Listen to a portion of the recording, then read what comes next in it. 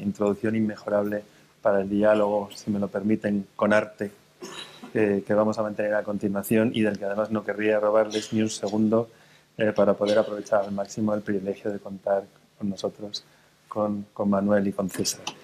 El libro nos introduce en debate sobre el comportamiento humano, individual y colectivo, y nos enfrenta como individuos a nosotros mismos y a nuestro entorno social.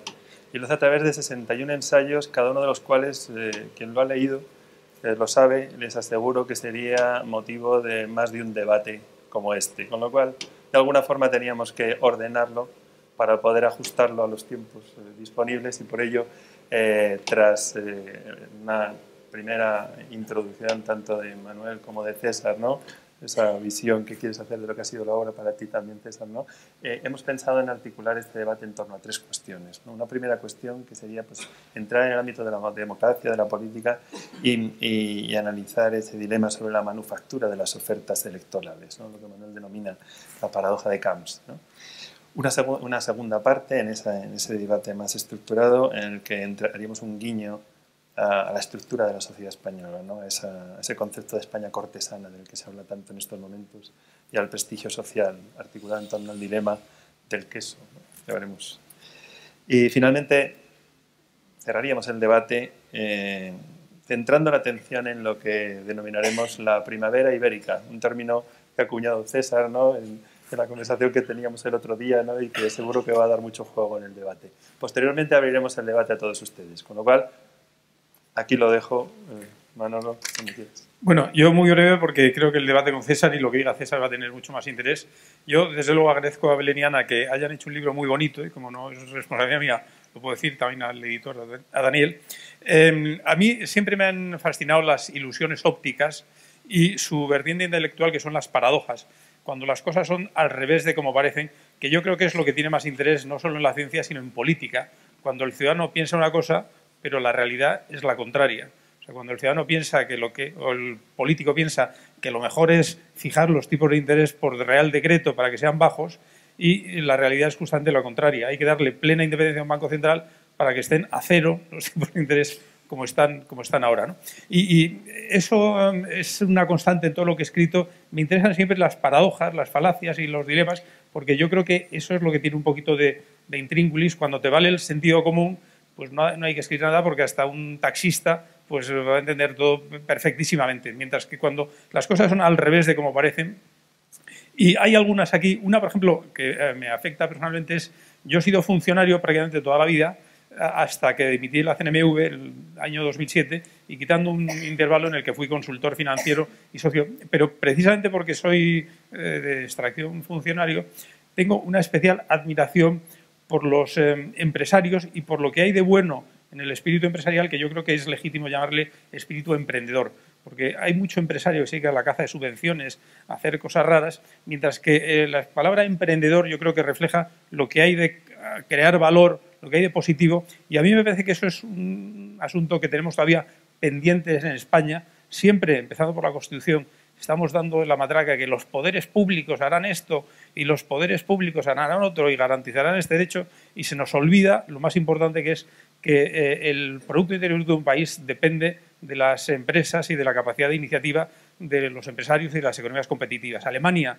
es un país puntero porque tiene grandes empresas, no porque los funcionarios alemanes sean muy brillantes, porque dicho sea paso son bastante mediocres, como he comprobado en distintas ocasiones, pero en cambio las empresas alemanas tienen una tradición, la ciencia alemana. Yo creo que esa es una paradoja, que un funcionario, que ahora estoy dedicado a muchos temas del régimen de libre empresa, pero tengo especial admiración, por eso me hacía ilusión el que se presentara aquí en la Fundación Rafael del Pino, porque don Rafael del Pino yo creo que fue un arquetipo de un constructor de valor, y yo creo que es algo que tenemos que llevar a la convicción de los 47 millones de españoles, que lo más importante, y de los griegos, dicho sea paso, porque a los griegos les pasa exactamente lo mismo, que los países son prósperos cuando tienen muchas empresas competitivas, abiertas. Luego ya vendrá la responsabilidad social, tienen que pagar impuestos, claro, es uno de los temas que vamos a hablar luego, pero yo creo que esa es una paradoja. Una segunda, decía Amadeo, que si abandoné economía porque me aburrí, ¿no? Pues yo hice en paralelo las dos carreras, Derecho en la Autónoma Oficial y Económicas libre, y luego en quinto, cuando llegué a la época en septiembre de ir por libre en Económicas, me di unas fiebres raras, luego empecé la mili y luego me dio una experiencia horrible acabar las asignaturas que me quedaban y solo tengo la licenciatura en Derecho.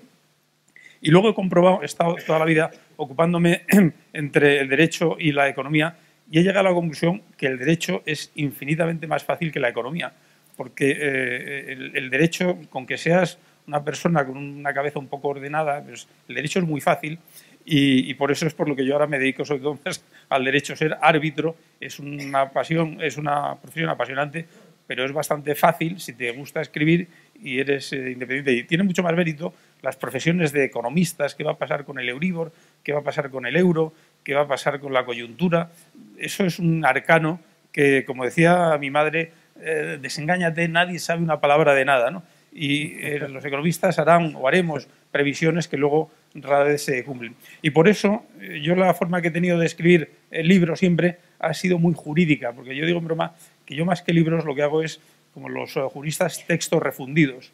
Yo cojo todo lo que he escrito por ahí, lo refundo en un texto que se pone ordenadamente. Cuando estaba en el Tesoro me encantaba hacer normas, es una cosa que hacer leyes, reales decretos, órdenes ministeriales, me lo pasaba bomba y ahora escribiendo libros pues tengo la misma técnica, el texto refundido, ¿no? Y la tercera cosa que quería decir es, yo aprecio mucho todos los elogios, joder, qué tío tan culto, cuánto ha leído, qué brillante, qué ilustrado, qué tan... Pero yo el truco para escribir mis libros ya lo conté en el epílogo del libro anterior, La paradoja del bronce, y cuando contaba un famoso chiste yiddish de un rabino que los de la congregación en la Rusia decían, joder, rabino, que siempre tiene usted la parábola exacta para ilustrar el punto que ha querido usted hacer. Y le dije, sí, y contaba el rabino, sí, les voy a contar una historia de la Rusia imperial. Había un capitán que empezaba a recorrer los campos y veía muchas dianas y veía que había un impacto justo en el centro de la diana y empezó a preguntar, oye, ¿quién es este francotirador que tiene una puntería tan certera? Hasta que al final le presentaron a ese supuesto francotirador maravilloso y le dijo, bueno, ¿y cuál es verdaderamente su arte para tener tanta precisión? Y le dijo, pues mire, yo lo que hago es primero disparo y luego pinto la diana, ¿no? Y me dijo el rabino, pues yo hago lo mismo, solo hablo de aquellos asuntos para los que tengo una parábola. Pues este es el truco de mi libro y de todo lo que escribo en expansión. Solo hablo de aquellos casos, de aquellas cosas para las que tengo una parábola divertida, ¿no? Y aquí me quedo. Muchas gracias. Bien, encantado de estar aquí otra vez en la Fundación Rafael del Pino y gracias a la Fundación y a Manolo por haber tomado la represalia de como yo le hice presentar un libro mío, pues ahora tengo que presentar yo un libro suyo, cosa que hago con el mayor placer, ¿no? Me voy a referir a mi experiencia personal de leer el libro, o sea, no les voy a hablar ni del libro ni de Manolo. Es un libro que hace pensar constantemente en Montaigne. Y yo a Montaigne lo he tenido, hasta mi mujer aquí sabe que eso es así, siempre hay que quitarle el polvo que está en la mesita de noche, ¿no? Y este es un libro de tener en la mesita de noche y de irlo leyendo, irlo releyendo. Yo no les recomiendo que se lo lean de una sentada, yo lo he tenido que hacer por venir hoy a presentarlo, pero no es un libro de una sentada. Como Montaigne, Manuel Conte tiene una curiosidad infinita por todo lo humano. Y yo diría que no es la curiosidad del entomólogo, sino que es una curiosidad empática, sin acritud. Le gusta el género humano, ¿no? Y tiene una actitud positiva. O sea, que el que aún tenga alguna duda de si Manolo es buena gente o no, que se lea el libro y se le pasarán las dudas de este tipo, ¿no? Sí, es un libro de una persona buena y de una persona que cree que todo es mejorable y que hay un esfuerzo por mejorar. pero lo que es mejorable no hay que despreciarlo, porque es y todavía sirve, ¿no? Como el libro de Montaigne, el de Manolo es una colección de ensayos y unos dicen más que otros, dependiendo del lector. Yo voy a comentar algunos fragmentos del capítulo 42, el de que tiene un título. Muchos capítulos tienen títulos bastante crípticos, ¿no? Pero tanto el libro de Manolo como los ensayos de Montaigne podían ser la mitad de cortos o el doble de largos y tendrían exactamente el mismo interés. O sea, son construcciones que van granito de arena a granito de arena, pero otro punto en común es que son punto de partida cada ensayo para los pensamientos del lector. Necesitan de nuestra colaboración. No es un libro de narrativa que uno pueda cerrarlo. No, es un libro de ir escribiendo entre líneas y de quedarse pensando. Y yo voy a hablar sobre narrativa, relato, explicación o historia, que es la parte final del capítulo 42. Y voy a utilizar estos términos de una manera muy poco precisa, muy flexible, casi como sinónimos. Cuando diga ensayo, cuando diga historia, pues también estoy diciendo narrativa o relato, ¿no? Y lo voy a hacer, y esto es un guiño a Manolo, a Belén y a Ana, lo voy a hacer con la literatura, lo voy a hacer con la música y lo voy a hacer con la pintura.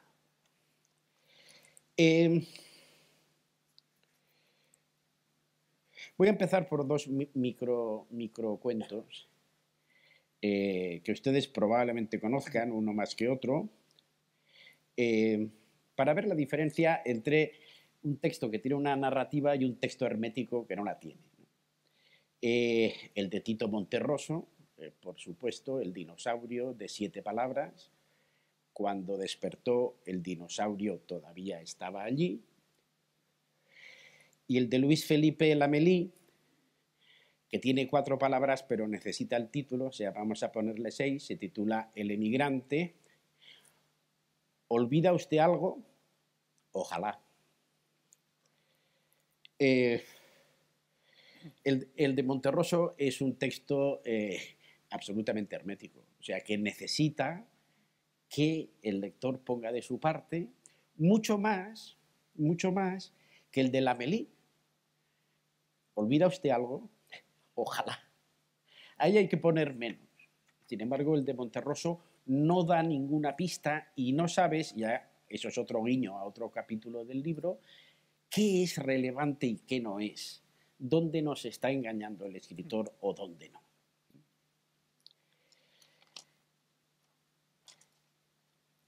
Hay música con narrativa y música sin narrativa. Julia Fischer, la violinista, sostiene que los caprichos de Paganini no tienen narrativa. O sea, que no hay un relato, no hay una historia, no hay nada detrás. Tras grabarlos, tiene una grabación relativamente reciente, manifestó que no había aprendido nada, que los tocaba lo mejor que podía, y los toca divinamente, pero que no había aprendido nada. O sea que ahí el público, el que escucha, tiene que ponerlo todo, ¿no? En contraposición, por ejemplo, pues a los impromptus de Schubert. Ahí hay una narrativa. Lo toque quien lo toque, sea María Joao Pires, sea lo toque quien lo toque, esa no es música hermética, es una música que te está contando algo. ¿Qué? Eso ya depende de cada uno que lo escuche, pero tiene ganas de contar algo. En pintura, el juramento de los Horacios de David, para mí es un cuadro hermético. Todos sabemos lo que están haciendo, todos recordamos el cuadro, pero aparte de lo que está en el cuadro, ¿qué hay? Para mí no hay ninguna narrativa y esto contrasta mucho con otro cuadro de un casi contemporáneo, que es La balsa de la Medusa de Géricault. La balsa de la Medusa, recuerden ustedes, están todos mirando a un sitio que apenas sale en el cuadro, que es como una cagarruta de mosca allí en el horizonte, y ese es el punto del cuadro, ¿no? Ese cuadro tiene una narrativa. O sea, hace poco fui a ver la película Mr. Turner y hay una escena muy buena que él tiene un cuadro expuesto, una marina, con un puerto más que una marina, y entonces en la Royal Academy y va y coge una fruta, y una fresa o una cereza, y le pone un punto rojo y todo el mundo mirando, ¿no? Y al cabo de un rato vuelve y con eso lo pone y dice, le está poniendo la boya. Son cuadros que tienen narrativa contrapuestos a otros que no la tienen. Por ejemplo, los cuadros de Vermeer, yo encuentro que tienen narrativa todos. Y no hay casi ninguno que tenga acción, pero piensen ustedes en el cuadro de la joven sentada tocando el virginal. En ese cuadro no se mueven nada más que los dedos de la joven, pero pasan muchas cosas. O sea, hay un violoncelo con el arco. ¿Cómo está puesto el arco? Eso en su época podía tener una interpretación francamente picante, ¿no? ¿Qué entra por la ventana? Oscuridad. Hace falta el genio de Vermeer para que una ventana meta oscuridad en la habitación. Es de noche. Se está haciendo música. Espera a alguien porque hay dos instrumentos. Hay una narrativa. Yo no encuentro narrativa a la mayoría de los cuadros de Dalí, pero en particular el de Muchacha en la ventana, esa que está una chica asomada a la ventana que da a la bahía de Cadaqués, pues es un cuadro bastante hermético. ¿Qué está haciendo la chica? Tomando el fresco, está mirando a alguien, espera a alguien, simplemente está pasando el rato.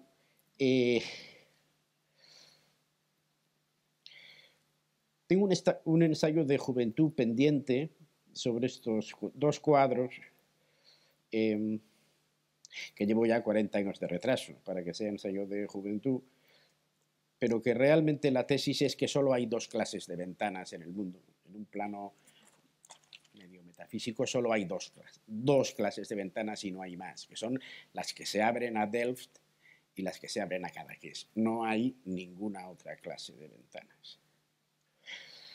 Bien, ¿qué es?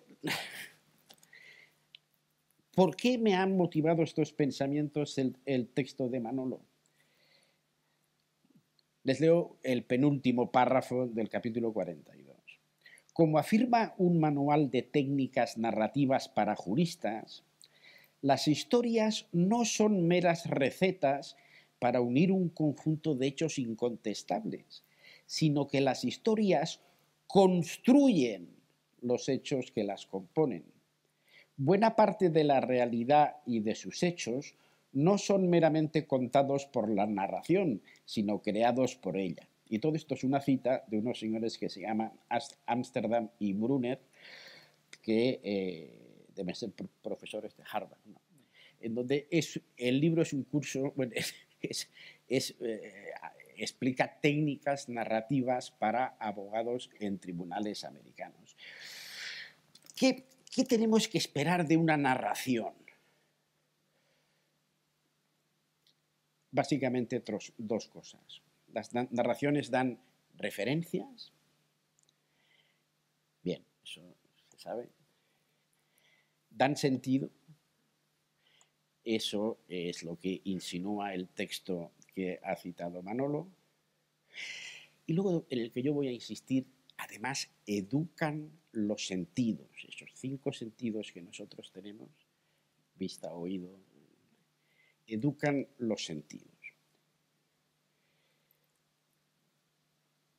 dan referencias. Pues claro, el libro de Manolo, cada capítulo tiene narraciones, o sea, ponen en referencia democracia, honestidad, responsabilidad. Dan sentido a la decisión y a la acción. Supongo que esto saldrá en la discusión posterior, pero claro, España tiene un problema de falta de narrativa tremenda. O sea, ¿qué narrativa tiene España como nación? ¿Qué narrativa tiene de lo que está pasando en el mundo los dos principales partidos del país?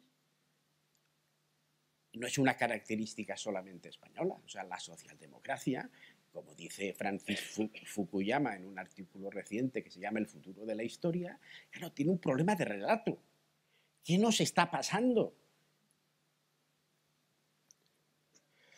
Y educan los sentidos. Y ahí, ya para terminar, voy a coger dos ejemplos, uno de Alberto Manguel y otro de Brigat Savarin.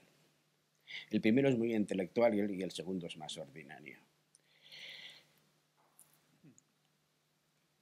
Mandel sigue la historia de la relación que hay en la literatura entre las hojas secas de los árboles y las almas de los muertos. Esto empieza en la Ilíada, en donde se describen muertos a las afueras de Troya, a las orillas del Escamandro, que era el río que pasaba por Troya, como hojas secas. Lo recoge Virgilio en la Eneida y a las orillas del Aqueronte, remolinos de viento revuelven las almas de los muertos como si fueran hojas secas. Lo recoge Dante en la Divina Comedia, en donde las hojas secas se caen del árbol de una a medida que la gente va muriendo. Y por último, Shelley, con su esposa Mary, visita Pompeya y le escribe una carta a un amigo describiéndole la ciudad y en particular el cementerio. Porque el cementerio, yo no he estado en Pompeya,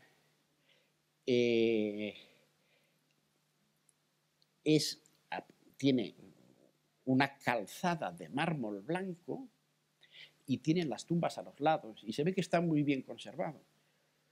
Y Shelley ve hojas secas removidas por el viento que hacían un ruido que le inspiró que podían ser las almas de los muertos. O sea, le da la vuelta al argumento y de las hojas pasa a los muertos y los antecesores habían pasado los muertos a las hojas. ¿Cuál es la moraleja de esto? Que para ver hay que mirar. Hay que saber mirar. Si no se sabe mirar, no se ve. O sea, una persona que sepa de algo ve cosas en ese algo que los demás no vemos. Una persona culta ve muchas más cosas paseando por el campo o en una puesta de sol que una persona que no lo sea. Y por último, ¿de dónde viene la palabra erotismo?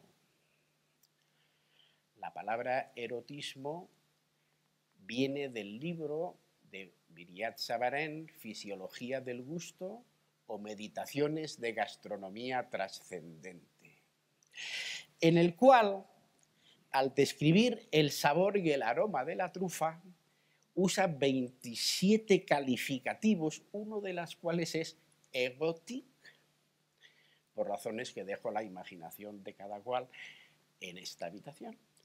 Pero haber leído a Brigat Savarin, ya acaba uno comiendo las trufas de otra manera. Hay que saber mirar, hay que saber comer, hay que saber escuchar y se oyen cosas diferentes y todo eso lo hacen los relatos. Y hasta aquí, al debate. Perfecto. Muchas gracias, César. Estoy seguro de que esa narrativa de España va a ser transversal al debate que vamos a mantener a continuación en estos 3 puntos que nos hemos planteado. Tornamos la mirada ya hacia estas cuestiones que hemos señalado. Comenzamos con nuestro sistema político, ese empaquetado de las propuestas políticas. Pues sí, empezamos porque yo creo que hay que dar espectáculo y divertir aquí a todos estos amigos que han tenido la amabilidad de venir, ¿no? Bueno, por cierto, que ha sido muy amable César hablar de Montaigne y tal. Yo creo que este libro guarda mucha más relación con aquellos episodios de Ibáñez Serrador, historias para no dormir. Solo que estos son 61 historias para dormir, ¿no? Se lo pone uno al lado de la mesilla y en momentos de insomnio una píldora es magnífica, ¿no? Pero bueno, yo creo que has dicho otra cosa importantísima, que de nuevo volvemos a las paradojas, ilusiones ópticas. Los alemanes y austriacos de principios del siglo XX, los teóricos de la forma, de la Gestalt, llegaron a la conclusión que no vemos elementos aislados, puntos aislados, sino que vemos conjuntos, formas. Y yo creo que eso que es cierto en la percepción visual es también cierto en todo tipo de percepción y, en general, cuando vemos una realidad, llegamos a un sitio, percibimos historias, no elementos aislados, ¿no? Y yo creo que eso es muy importante porque en política es muy importante todo plantearlo en términos de una historia comprensible por los ciudadanos. Hay que tener cuidado porque si no tienes cuidado te pasa como a Rajoy le pasó con la niña, la niña de Rajoy. A Riola en aquella ocasión le debió asesorar mal y salió una cosa deslavazada que todos nos reímos mucho de la famosa niña de Rajoy en aquel discurso en donde trató de crear una historia que no entendía nadie y que desde luego salió mal. Pero yo sí que creo que todo lo vemos en términos de historias. La crisis financiera ha sido pródiga en muchas historias, por ejemplo, los que decían la crisis, el Titanic. Enseguida, muchas historias se inoculan en la gente simplemente por usas una metáfora adecuada y ya tienes transmitida la metáfora. Cualquier abogado sabe que pillar una buena metáfora es la forma más rápida de convencer a los jueces, ¿no? Y yo creo que uno de los problemas que tenemos en España, hemos tenido en la crisis, es que la metáfora dominante, que la lanzaron inicialmente los sindicatos, pero luego la ha recogido, y en general los partidos de izquierdas, la ha recogido mucha gente, es la que ve la crisis en términos de buenos y malos. Hay un bueno, que el protagonista, que siempre es el pueblo doliente, el pueblo explotado. Cuando hablas de España, somos los españoles, cuando hablas de Grecia, son los griegos, y siempre hay un malo, como en esos mitos, que siempre hay una bruja mala, que pueden ser los banqueros codiciosos, los políticos corruptos, los alemanes rigoristas, el Fondo Monetario, la Troika. Cada uno busca siempre, pone el personaje, el malo de la película, a los ultraliberales, el malo de la película suelen ser los sindicatos, pero yo creo que eso es esencialísimo. La metáfora de la casta es otra forma muy hábil de asuntos muy complejos, simplificarlos y decirlos, aquí hay una casta y aquí estamos los buenos de la película. Y yo creo que eso es un verdadero problema en política. Yo lo llamo en el primer capítulo precisamente el síndrome de Van Dyck. Y es que a los ciudadanos, salvo cuando hay algún extranjero, los locales rara vez les cuentan la verdad por dos razones. Primero, porque el político tiene espíritu de supervivencia y sabe que si habla con demasiada claridad, pues pierde las elecciones, con lo cual siempre lo adorna todo, a cada uno le dice lo que espera oír. Pero curiosamente, los medios de comunicación les pasa 3/4 de lo mismo. Yo, por alguna razón insondable, sigo siendo oyente fiel de la SER y oigo por las mañanas lo que yo llamo la soflama diaria de Pepa Bueno, que es una soflama que siempre parte de esa misma premisa. El oyente es un dechado de virtudes, que es todo bueno, y siempre hay algún malo que en ese momento ha tomado alguna acción inicua, un recorte, una medida, y yo creo que ese es un enfoque verdaderamente limitativo. Y es difícil porque solo los que no tenemos ninguna dependencia política ni tenemos que ganarnos el favor de nadie podemos decir lo que verdaderamente pasamos. Con lo cual, llega un momento. Yo no he estado en las elecciones griegas, pero supongo que a los griegos lo que les ha contado la mayoría de los partidos, no solo Syriza, sino también pues, los demás partidos, pues habrá sido una visión edulcorada, mientras que los que estamos desde fuera, no solo el ministro alemán Schäuble, sino yo creo que muchos, no solo nuestro ministro de Guindos, sino hoy cualquiera que leyera El País, hoy ayer vería que habíamos muchos que escribíamos que decíamos que la economía griega no era sostenible y que a ver cuando los griegos ya pierden esa adicción que por lo menos que yo sepa durante los 30 años han mantenido al endeudamiento para lograr hacer una economía sostenible que no dependa siempre del exterior, ¿no? Con lo cual, un problema político muy gordo es cómo lograr que los ciudadanos tengan una visión más completa cuando ni los medios de comunicación ni los políticos se lo cuentan. O sea, hay muy poca gente que se atreve a decir que en el sistema de pensiones públicas, yo recuerdo cuando yo comenté el libro de César, que estaba, el anterior libro de César, que estaba basado en el principio de las minorías extractivas, que es esa idea de por qué las civilizaciones fallan, porque hay una minoría política, como en el Congo, que le chupan la sangre, los mobutus de turno chupan la sangre a la población, y yo decía, oye, a mí eso me preocupa y yo seré el primero en luchar contra la corrupción. Pero me preocupa mucho más otro problema que yo veo en muchos países y desde luego en España, que es lo que yo llamaba las mayorías extractivas. Cuando una mayoría de ciudadanos superhonrados pretenden,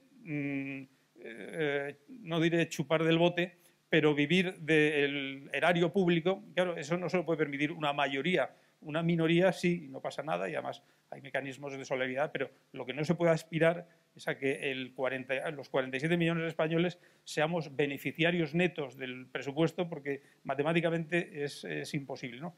Con lo cual, esto me trae otra vez al tema político y a la dificultad que tiene el cómo transmitir ideas políticas realistas cuando te tienen que votar aquellos. Con lo cual yo creo que es muy legítimo que los políticos en campaña pues hagan manifestaciones bastante vaporosas, porque muchos, si dijeran lo que verdaderamente piensan, automáticamente perderían el escaño y nadie les elegiría. Los ciudadanos, lejos de lo que se piensa, no son ciudadanos absolutamente racionales e ilustrados que votan con la razón, votan muchas veces con el corazón, con el impulso visceral último. Por eso, en esa distinción que hace el gran premio Nobel de Economía y inventor de la psicología económica, Behavioral Economics, que es Kahneman, tenemos dos sistemas. El sistema 1, que es el sistema intuitivo, visceral, y el sistema 2, racional, pues hay mucho voto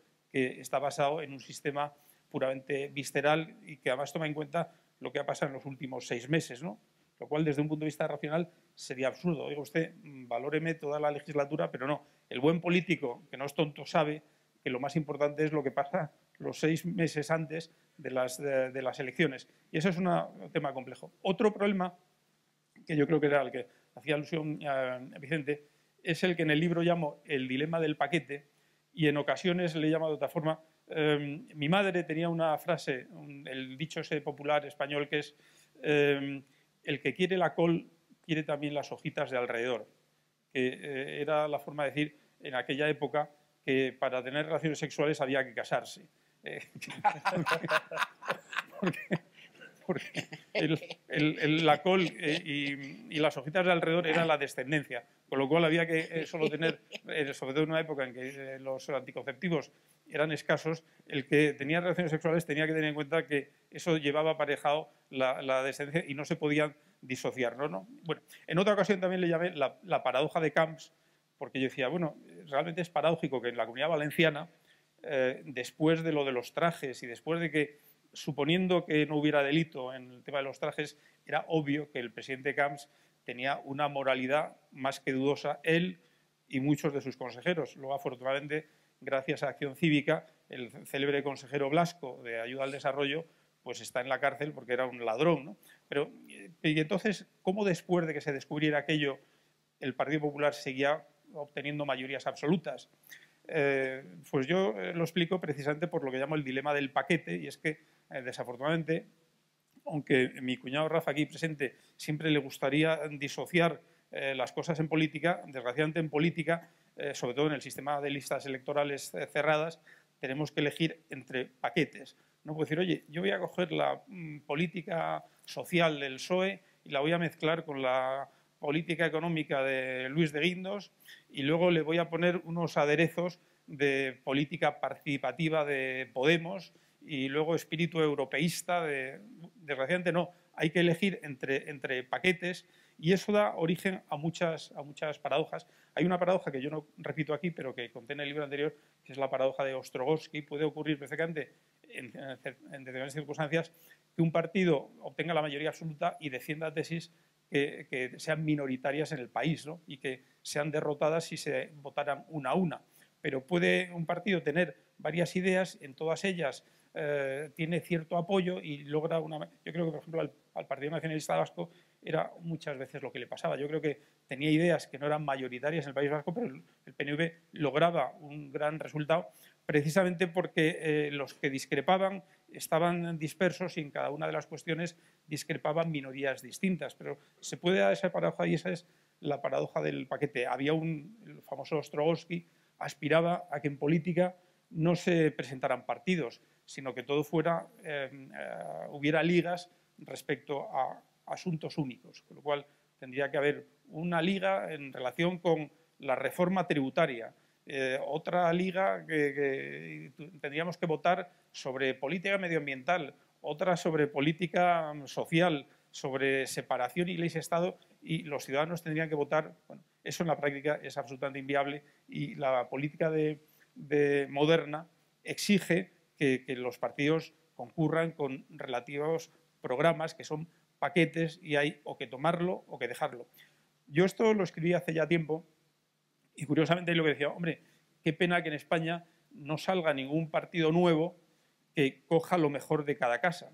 Lo que he tenido es la satisfacción de comprobar que, y aquí ya hago un poco de un comercial político, que hay algunos partidos que a mi juicio están tratando nuevos, que están tratando de coger lo mejor de cada casa y ofrecerlo en un nuevo paquete, y yo por eso espero que esos, y no me estoy refiriendo a Podemos obviamente, sino en mi caso a Ciudadanos, pues espero que tenga un buen resultado porque a mi juicio está tratando de hacer eso, coger lo mejor que hay por ahí en las ofertas políticas, juntarlo y presentar una oferta electoral que yo creo que además otro problema esencial que tenemos en España es que, como en líneas aéreas y en telecomunicaciones, hay que crear nuevos partidos low cost.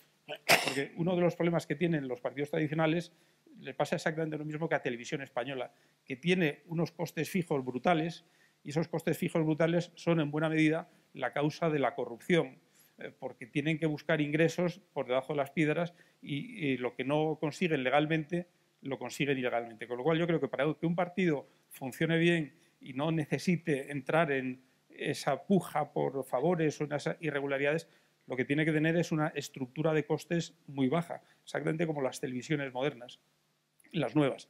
Antena 3 tiene unos costes infinitamente menores que Televisión Española y ha logrado desplazarla. Yo creo que en política, con lo cual lo que estamos viendo en política, a mi juicio, en España es no solo un tema ideológico, sino también un tema de estructura de funcionamiento, y yo aspiro a que surjan nuevas alternativas, nuevos partidos que tengan una estructura de costes muy liviana, que se basen en las tecnologías de la información y la comunicación. Ahí creo que Podemos lo está haciendo francamente bien y puedan hacer ofertas atractivas de forma que, al igual que ahora, viajar a Delft, donde, dicho de paso, nosotros tenemos una de las hijas y vamos mucho y es muy barato, pues también sean partidos, ofertas electorales buenas que desplacen a los viejos mastodontes que tienen una estructura de gastos de asesores políticos de toda la haya, que son los que yo creo que gravan sus cuentas públicas y hacen que tengan que hacer tantas trapisondas financieras como las que hemos visto que ha hecho el Partido Popular. Muchas gracias, Manuel. César, ¿es posible alinear a ciudadanos y políticos? ¿Es posible hacer más eficientes las propuestas electorales? ¿Más realistas? Yo creo que sí, pero sin reformas, no. O sea, que sí que es posible hacerlo. O sea, otros países, por ejemplo, tienen presupuestos de funcionamiento bajísimos. En el Reino Unido, los gastos de campaña electoral están, vamos, creo recordar, y no me falta ningún cero, por las 200.000 libras por partido. ¿Y no hay democracia? No, simplemente lo que no hay son grandes actos. No, cuando hay elecciones en el Reino Unido se reúnen pues en el local del pueblo, en el pub o en la parroquia Y es una democracia viva que funciona, se puede funcionar con muchísimo menos presupuesto. Los propios partidos políticos tendrían que tener una ley completamente diferente, que ya lo he defendido en esta casa en varias ocasiones y que no voy a volver a insistir. Claro, ¿son posibles estas reformas? Tengamos presente que un sistema político o un régimen político es un equilibrio de intereses entre muchos grupos y que tienen un cierto poder de veto sobre el cambio de las reglas del juego y el cambio de la agenda. Entonces eso en tiempos normales, sobre todo un régimen extraordinariamente estable como es el español, por diseño y por fortuna histórica, pues es muy difícil de cambiar. Ocurre, sin embargo, que los tiempos pues no son normales. Estamos entrando en una excepcionalidad muy grande, ¿no? Va a haber un cambio de mapa político en España, nos guste o no, muy grande este año. O sea, ¿ganará las elecciones Podemos? No lo sé. ¿Las ganará el Partido Popular? Pues tampoco lo sé, aunque me parece más probable. ¿Qué va a pasar con el PSOE? Pues eso, ¿qué va a pasar con el PSOE? O sea que realmente una tradición bipartidista de casi 4 décadas pues va a cambiar, y va a cambiar, le guste a los partidos o no, le guste a la población o no, porque se va a manifestar mucha más diversidad de opiniones y mucha más dispersión de voto. En estas circunstancias históricas es el momento de hacer los cambios, que no vienen solos. O sea que, vamos a ver, a mí me dicen en agosto de 1975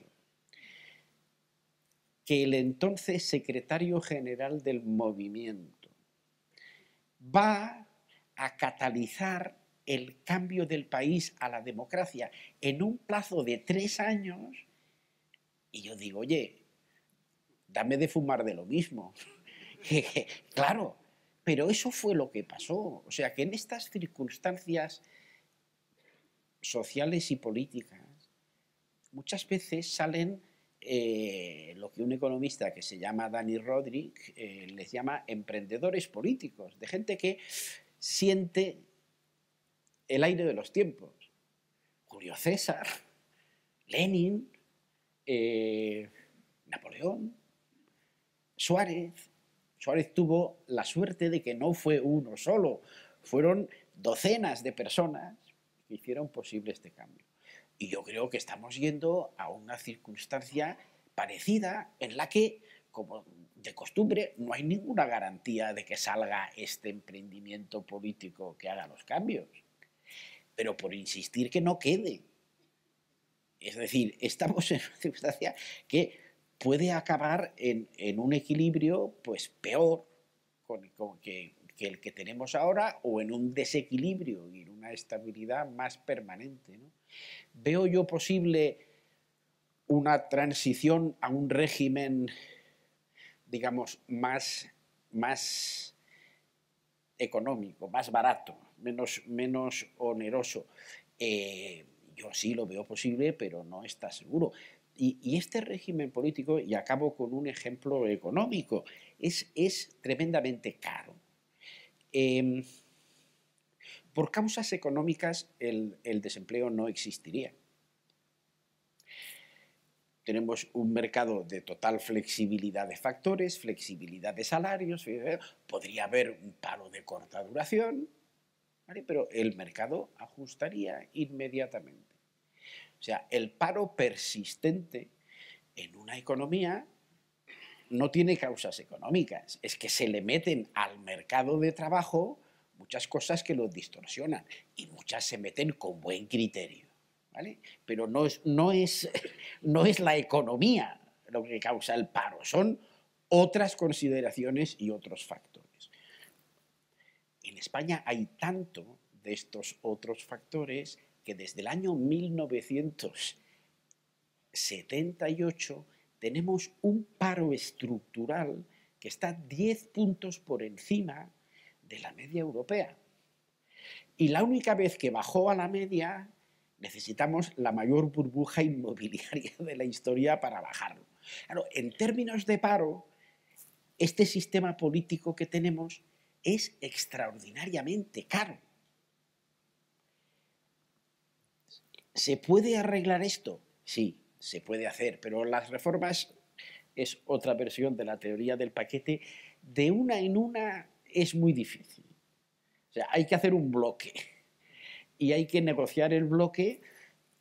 Vamos, y yo creo que estamos en un momento interesante donde esto puede tener lugar, pero hay que insistir, porque las resistencias al cambio siguen siendo particularmente importantes. Por dar una nota positiva en términos políticos, primero, recordaría que Suárez no surgió por generación espontánea, sino que lo eligieron el rey, el antiguo rey Juan Carlos y Fernández Miranda, ¿no? Que a veces se nos olvida y yo creo que no damos, reconocemos el mérito que tuvieron a los que hicieron esa elección que fue recibida con absoluta frialdad, con aquel famoso titular, qué error, qué gran error, y luego la verdad es que resultó a Suárez, el pobre, le tratamos en vida fatal, incluso cuando se ha muerto le hemos rendido tributos, pero cuando fundó su partido, CDS, cosechó un fracaso electoral total, ¿no? O sea que los españoles a veces somos un poco desagradecidos y se nos olvida quién hizo las elecciones sensatas y esos personajes que luego murieron en olor de multitud, pero sin embargo tuvieron una vida muy dura. Pero por ver temas positivos, yo creo que hay un factor que a mi juicio puede abaratar las campañas electorales, que es que los debates electorales últimamente se están desplazando a televisión. A mí me parece bien porque eso es bastante barato y yo, puestos a hacer interferencias en el libre juego de mercado, a lo mejor lo que pondría es esos debates obligatorios en todos los canales, es una intromisión, pero ahí se aplica lo que en un capítulo yo llamo la paradoja del defecto útil, que en un mundo imperfecto no hay que hacer reformas, pequeñas reformas hacia la perfección, sino que a veces una imperfección es útil para contrarrestar otro problema. Yo pongo el caso de la monarquía. La monarquía en un mundo ideal, la monarquía parlamentaria, sería una tontería monumental aplicar el principio hereditario para cubrir un puesto que es el de la jefatura de Estado. Es un poco absurdo. Otro tanto se puede decir de las oposiciones. En un mundo ideal lo de las oposiciones es absurdo, pero en el mundo real son dos alternativas magníficas porque las alternativas son todavía mucho peores, ¿no? Con lo cual yo creo que pasar los debates políticos a televisión, que eso yo creo que va a cortar el gasto electoral. Luego, otro factor positivo que veo, los profesionales, y yo creo que aquí hay muchísimo profesional y la gente cultivada, hemos estado escaqueados de la política durante 1000 años, nos quejábamos, tal, pero no hacíamos nada. Ahora yo veo una efervescencia de mucho profesional, están saliendo grupos, think tanks, blogs, nada es gratis, no hay derecho, politicón, hay asociaciones, o sea que yo creo que los profesionales y la gente con ciertas inquietudes ha llegado a la conclusión que hay que contribuir un poquito. Esto es como pagar impuestos, además de pagar impuestos hay que hacer otras cosas, ya no habrá servicio militar ni servicio social, pero bueno, hay que involucrarse un poquito, hay que colaborar, hay que dar ideas, o sea, colaborar. Lo que pasa es que hemos llegado a un descrédito de la política que parece que tener un poco de actuación política es un estigma, cuando por el contrario tendría que ser un motivo de elogio. Dice, hombre, este profesional que está gratis et amore colaborando en una tarea pública, bueno, bienvenido sea, ¿no? Pero yo veo que eso ya está empezando a pasar, hay mucho más participación, no solo de esos movimientos que está articulando Podemos, sino en todos los partidos, y yo creo que eso es bueno porque hay menos distancia entre los debates políticos y lo que piensan los ciudadanos. Otra cuestión que a mí me parece importante en las elecciones, a mí me parece muy bien que haya muchas promesas electorales que se incumplan.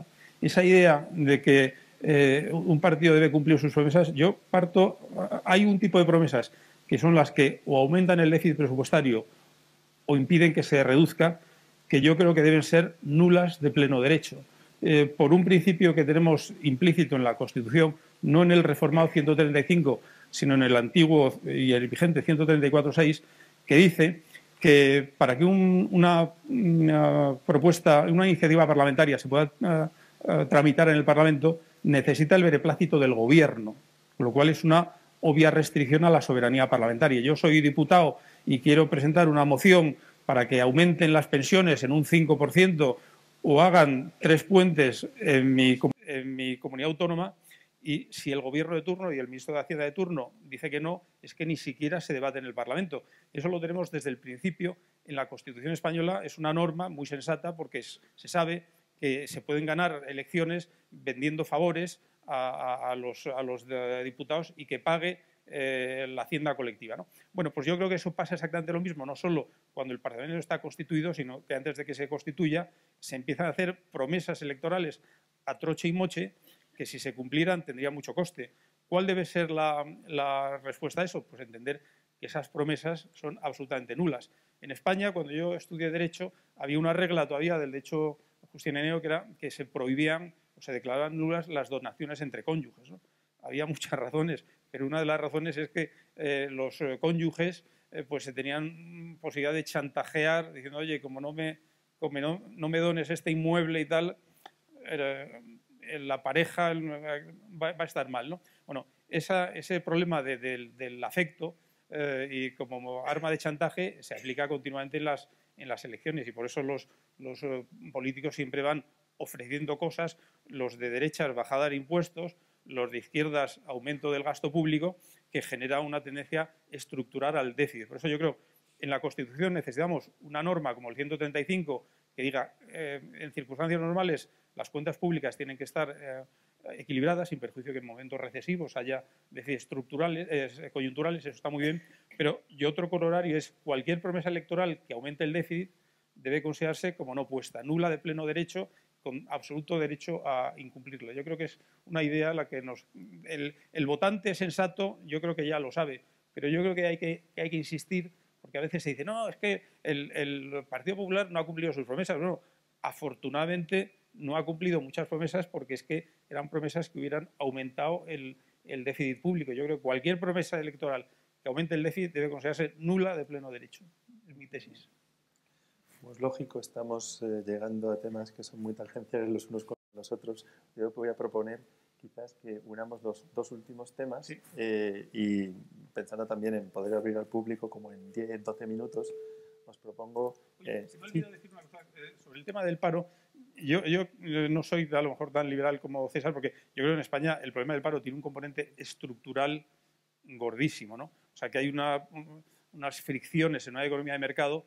Y yo creo que tenemos un problema grave porque tenemos muchos desempleados que no tienen la formación, no tienen empleabilidad, ¿no? O sea, que no es cuestión de salario, sino que es cuestión de formación. Y ahí yo creo que nos falla la formación profesional. Creo que el ministro Wert está a punto de sacar una reforma que a mí me parece que lo está haciendo bien, y espero con mucho interés a ver lo que anuncia. Pero yo creo que otro gran problema que tenemos en España es una universidad masificada, excesivamente grande, y que yo creo que produce muchas titulaciones que no conducen al empleo, sino conducen al paro. O sea que yo creo que una parte significativa de la universidad española, yo diría que es una fábrica de paraos. Un poco brutal, pero sinceramente lo pienso, especialmente en facultades no de humanidades. No me hablaré de letras y de artes, pero yo creo que hay muchas titulaciones que realmente no facultan, no habilitan para tener un trabajo. Yo hace un par de años, hablando de la crisis, tuve una ponencia en la Universidad Autónoma y coincidí con un antiguo catedrático de Derecho Internacional que empezó a soltar unas soflamas antisistema, y yo me encaré con él y le digo, bueno, pero es que esto es intolerable, que un catedrático que se supone que tiene que enseñar a la gente a formarse para luego poder trabajar en el futuro, está soltando unas soflamas ideológicas que carecen de todo valor formativo y que no vas a lograr que todos los que tengas por alumnos estén en paro permanente porque no les vas a enseñar absolutamente nada útil, ¿no? Yo creo que la Universidad Española está masificada, está hipertrofiada. Hay una absurda aspiración de todos los españoles a tener un título universitario, y yo creo que eso es uno de los factores que está contribuyendo estructuralmente a que tengamos ese brutal desacople entre las capacidades y habilidades que tiene sobre todo la gente joven y lo que se necesita en el mercado de trabajo, con lo cual lograr esa imbricación entre el sistema de formación y el sistema productivo a mí me parece una de las tareas esenciales, y no solo es cuestión de precio de equilibrio, ahí hay muchos temas que César quizá a lo mejor por esa versión tan abreviada que has dicho, yo creo que no has incluido. Pero estamos hablando de lo mismo, o sea, todo lo que has enumerado, la universidad, la formación profesional, son causas no económicas, que el no hacerlo mejor de lo que lo hacemos aumenta el paro, pero son causas no económicas, ¿no? Yo no me quiero ir de aquí sin sacar un tema que lo he encontrado interesantísimo y gratísimo en el libro. O sea, yo en este estrado propuse que el Consejo General del Poder Judicial se tenía que elegir por sorteo. Por sorteo, claro.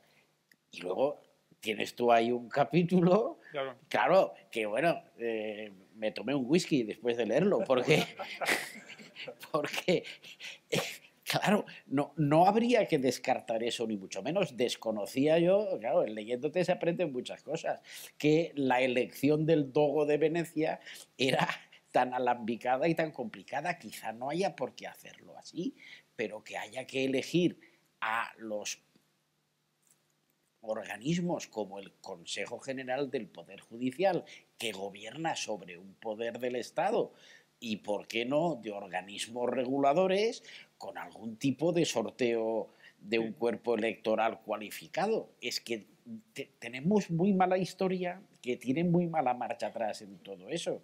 O sea que ya me lo voy a pensar mejor y lo voy a volver a escribir, la teoría del sorteo, pero que, vamos, esto de plim, se me quedaron los ojos así, digo, mira, Manolo. Sí, no, bueno, luego también Paco Sosa Wagner los puso en un artículo en Expansión, en El Mundo. Sí. Yo creo que la elección de los miembros del Consejo General del Poder Judicial, por lo menos los 8 que vienen de la Judicatura según la Constitución, bueno, eso tendría que ser sorteo clarísimo entre los magistrados que cumplan ciertas condiciones objetivas. Y yo creo que también buena parte de miembros de además, la Comisión Nacional de... como el DOO, el que le toca irrechazable. Claro, que es algo que tenemos en España, pero limitado al jurado, a los jurados populares. Pero ¿por qué solo a los jurados populares? Yo creo que hay cargos, porque es que además el sorteo tiene la ventaja de que quita el elemento digital en la nominación. Porque yo lo veo en el mundo del arbitraje, donde hay árbitros que te designan las partes o a veces te designa la Corte. Cuando alguien ha designado a un árbitro, dice, no, tú absolutamente independiente, yo te designo, pero tú eres absolutamente independiente. Pero no cabe duda que la designación entraña un vínculo psicológico que hace que el designado le cueste un poquito de trabajo apartarse de lo que le interesa al designante. Eso ocurre también en el Bundesbank alemán, donde los miembros del Bundesbank alemán, del Consejo, los designa el gobierno y los designa el canciller o la canciller. Y muchos son secretarios de Hacienda antiguos. Como dicho se ha pasado, ocurrido también en España con el señor Fernández Ordóñez, ¿no? Que la gente decía, un secretario de Hacienda pasa a gobernador. Bueno, pues exactamente como en Alemania. Y no digamos ya si una presidenta de la Comisión de Economía pasa a presidir directamente la Comisión Nacional del Mercado de Valores. Yo no lo veo mal, porque lo que tiene que jugar ahí es lo que en Alemania llaman el efecto Beckett. Es que una vez que a ti te ha designado la canciller y pasas al Bundesbank, igual que a Thomas Beckett le designó pues jefe de la Iglesia Enrique II, y una vez que ya te ha designado, te independizas por completo de quien te designó y estás dispuesto a morir por la causa si es necesario, ¿no? Como le pasó a Thomas Beckett, a Tomás Moro y a mucha gente. Pero claro, precisamente son ejemplos que han pasado en la historia de santos, porque eso psicológicamente es muy difícil. O sea, tomar decisiones que le pisan un pie a aquel que te designó cuesta. Por eso yo creo que hay puestos que lo mejor es que sean por sorteo, para que el designado no le deba ningún favor a nadie. Eso también explica por qué hay muchos gobiernos que cuando llegan quitan a todos los que hay, los altos cargos, y ponen a otros, ¿no? Pensemos, por ejemplo, la sustitución de José Manuel Campa como secretario de Estado de Economía por Fernando Jiménez. Bueno, yo soy amigo de los dos y no querría pronunciarme sobre la calidad de uno y otro, pero obviamente cualquiera que los conozcamos sabemos la idoneidad para el puesto. ¿Por qué el nuevo ministro se cepilla al anterior y pone a uno? Pues precisamente para que ese uno tenga esa especie de deber de lealtad psicológico que produce cualquier designación. Con lo cual, yo creo que el sorteo en el Consejo General del Poder Judicial, pero también en el Tribunal Constitucional, sería entre gente con una cierta formación, se sortean los puestos de miembro del Tribunal Constitucional. En el Supremo también, pues entre los presidentes de sala y los magistrados y jueces que tengan, se empiezan a sortear, porque es que la designación digital, aparte de un vínculo psicológico, puede producir un sesgo darwiniano. Tú solo seleccionas aquellos que son de tu cuerda. Es verdad que pasa también, por ejemplo, en Estados Unidos es típico, ¿no? Todos los magistrados del Supremo siempre son afines al gobierno que les ha nombrado, ¿no? Lo que pasa es que como allí son vitalicios y viven mucho, luego sobreviven al gobierno que le designó y al final hay una mezcolanza de magistrados. Luego, curiosamente, procuran a veces, cuando son ya muy mayores, procuran retirarse y dimitir cuando hay un presidente de su cuerda para que al sustituto que nombre sea también de su cuerda, ¿no? Con lo cual ahí hay muchos juegos estratégicos, pero yo creo que el azar es una fuerza potentísima que debíamos usar más en la designación de órganos. Es un sistema absurdo, ¿no? En un mundo ideal sería lógico, no, pero exactamente igual que la monarquía parlamentaria. ¿En un mundo ideal sería lógico la monarquía parlamentaria? No, pero en el mundo real yo creo que el rey don Felipe es que le da ciento y raya a cualquier jefe de Estado que hubiera podido ser designado por un sistema electoral en España, ¿no? Has tocado precisamente todos los temas que tienen que ver con nuestra estructura social, los roles asignados en nuestra sociedad, el tema del prestigio que hemos lanzado ahí en un momento dado. También ya hemos tocado también tangencialmente lo que comentábamos al final de esa primavera ibérica. Os propongo ahora que juntemos los dos temas que yo creo que podemos juntar perfectamente, como decía, y quizás después de vuestras intervenciones pues que abramos al público el debate. ¿Os parece? Sí. A ver. Bueno, pues yo creo que el tema del prestigio, yo creo que los empresarios no tienen suficiente influencia social porque no tienen prestigio. ¿Y por qué no tienen prestigio? Pues porque, primero, tienden a callarse y en vez de hablar públicamente de sus opiniones, con lo cual lo que vemos en el periódico siempre son los casos patológicos de gente que tiene problemas o entra en concurso de acreedores o tiene problemas con la justicia, y a los buenos empresarios, salvo los que tienen alguna fundación, pues están ahí callados porque el buen empresario se aleja del foco público, y lo que vemos los ciudadanos es una imagen distorsionada, lo cual lo primero que tendrían que hacer es, yo creo, salir más a la palestra. Hay muy pocos, por ejemplo, Juan Roch, que yo creo es uno de los que más se prodiga en los medios, lo hace también de una forma muy mesurada, y entonces siempre ese hueco lo cubren otros, ¿no? Pero la segunda razón, aparte porque hablan poco, es porque, empezando por el presidente de un banco, antiguo presidente ya fallecido, que no voy a nombrar, se dedican algunos a defraudar impuestos, y es que es verdaderamente lamentable que personajes de ese nivel pues no tengan ese repudio visceral al fraude fiscal, como yo creo que debe tener cualquier persona en una sociedad civilizada, ¿no? Hombre, yo soy un poco raro y a veces no diré que cuando pago impuestos me hace ilusión y digo, joder, qué buen ciudadano, pero bueno, yo creo que hay que ir un poco por ese lado, que el pagar impuestos o hacer labores de apoyo a iniciativas con cargo a fundaciones, eso tiene que ser mucho más prestigiado de lo que es, ¿no? Hoy cualquiera que lea Expansión, el periódico en el que trabajo, y vea la información sobre la nueva oleada de informaciones sobre las tarjetas Black, se queda un poco de una pieza, ¿no? Un compañero nuestro del Ministerio, cuyo nombre no voy a mencionar tampoco, que por un correo electrónico, no, por un correo por teléfono le había dicho, oye, ese reloj que nos habéis regalado, que valía 12.000 euros, ¿lo puedo devolver y me dais la pasta?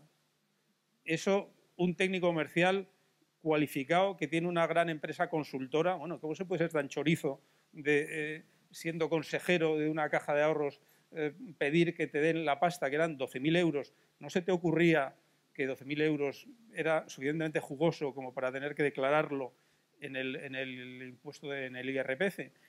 Y eso profesionales de alto nivel, por no hablar de un antiguo secretario de Estado de Hacienda, que no sé si pidió la pasta o se quedó con el reloj, pero en todo caso defraudó 12.000 euros previsiblemente y muchos otros. Por eso yo creo que afortunadamente el que el juez haya ahora decidido imputar a todos los administradores por la apropiación indebida, a mí me parece que tiene un efecto tonificante y saludable que yo creo que es bueno, ¿no? Y eso contribuirá, por un lado, el miedo.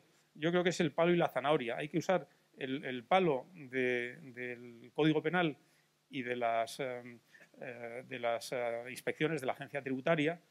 En el caso, pensemos también de la interposición de sociedades instrumentales para pagar menos y camuflar ingresos que serían puramente ingresos profesionales de persona física, ¿no? Que lo hacen todo el espectro, lo hace hasta un cantante progre como Sabina. Los problemas que está teniendo Sabina, si yo no he leído mal la prensa, es que resulta que en vez de cantar él, cantaba una persona jurídica, ¿no?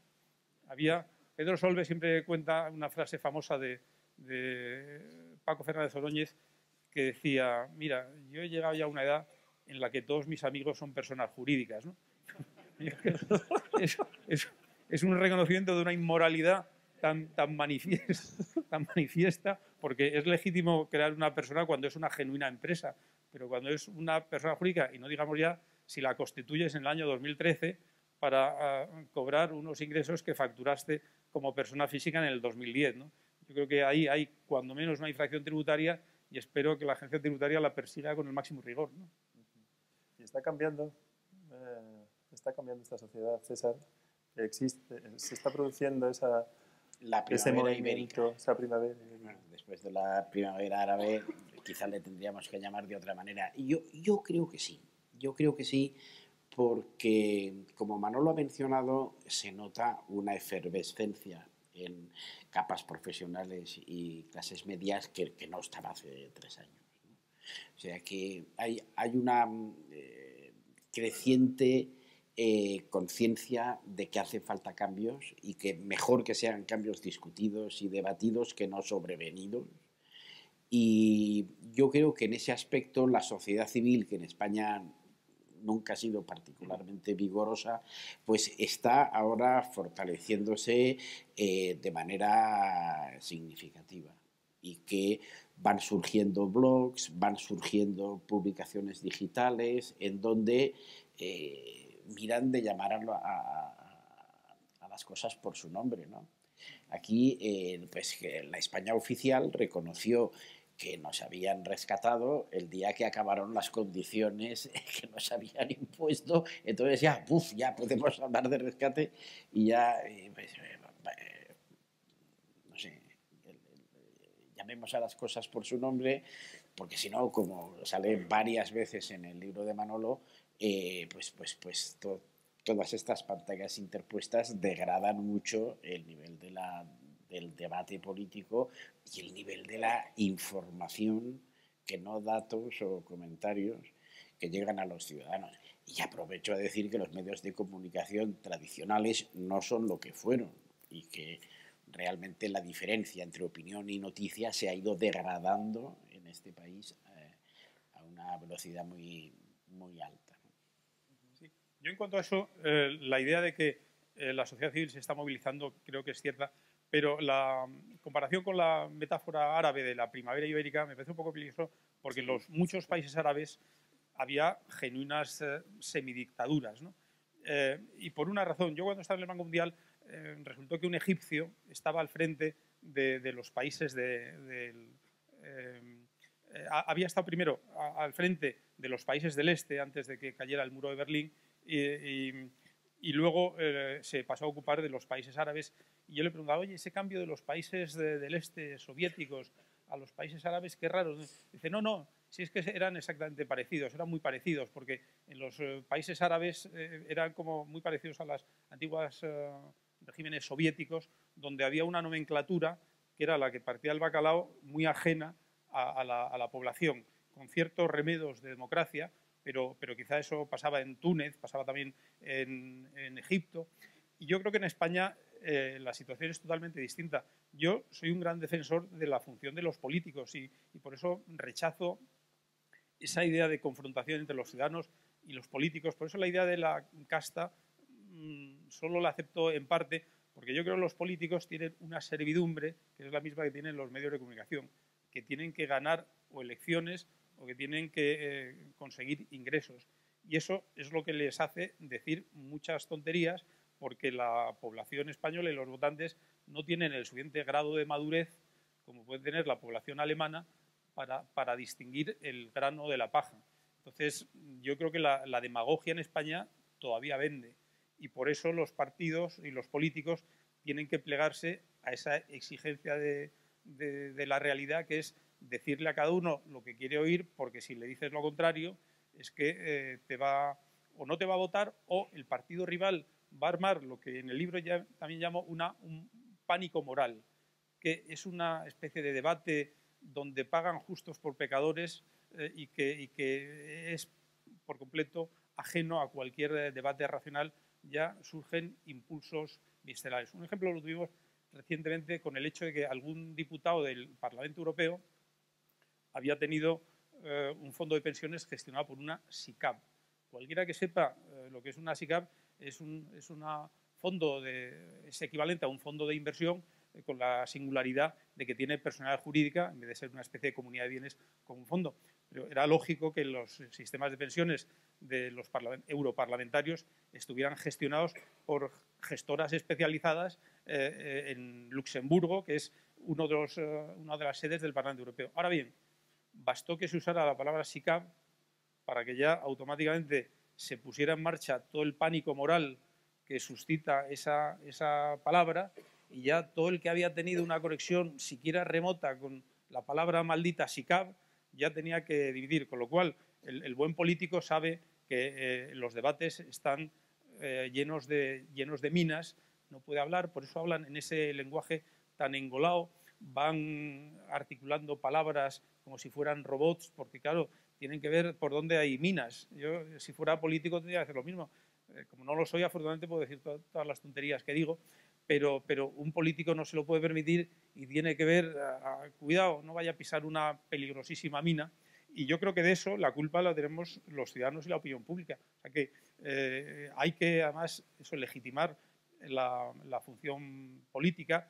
Algunos puestos tienen que estar mucho mejor pagados, pero lo que llevamos ya muchos años, primero, reduciendo el sueldo de ciertos cargos políticos, además poniéndoles tibios y considerando la función más execrable. Bueno, se está produciendo un proceso de selección adversa. Luego también otra cosa también perversísima, las incompatibilidades. Tiene que ser absolutamente incompatible con todo lo habido y lo por haber. Cuando yo creo que a los políticos, a muchos, lo que habría que exigirles es la compatibilidad.